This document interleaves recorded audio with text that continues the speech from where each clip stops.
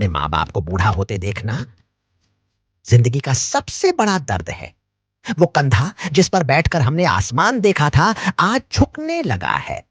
वो हाथ जिन्होंने हमें गिरने से पहले थाम लिया था, अब कांपते हैं किसी का हाथ पकड़ने के लिए।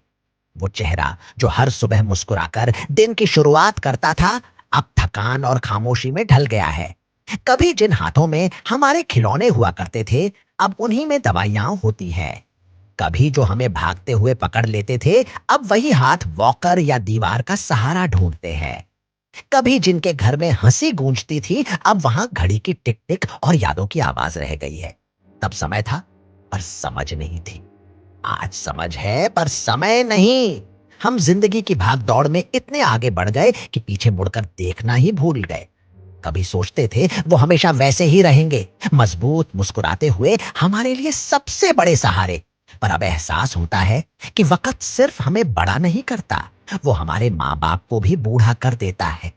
लोग कहते हैं बच्चों के बिना घर सूना सूना लगता है, पर कोई ये नहीं सोचता कि माँ बाप की डांट, उनकी आवाज, उनका साथ ना हो तो घर की रौनक भी फीकी पड़ जाती है। वो डांट जो बचपन में बुरी लगती थी, आज वही सबसे प्यारी याद बन गई है। वो आवाज, इतनी देर कहाँ रह गया, आज भी सुनाई दे जाए तो दिल को सुकून मिलता है। वो खाना जिसमें कभी स्वाद की कमी निकालते थे, अब वही सबसे स्वादिष्ट लगता है, क्योंकि उसमें माँ का प्यार और पिता की चिंता घुली होती है। डीप फ्यूजी कहता है, एक घर सिर्फ दीवारों से नहीं बनता। घर तब घर बनता है जब उसमें माँ बाप की मौजूदगी की खुशबू बसती है। घर माँ बाप की मौजूदगी से जीवित रहता है।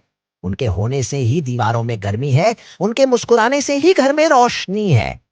इसलिए अगर तुम्हारे माँ बाप जिंदा हैं, तो उन्हें समय दो, उनके पास बैठो, उनकी बातें सुनो, क्योंकि एक दिन ऐसा आएगा जब उनकी कुर्सी तो वही होगी, पर उस पर कोई नहीं बैठेगा।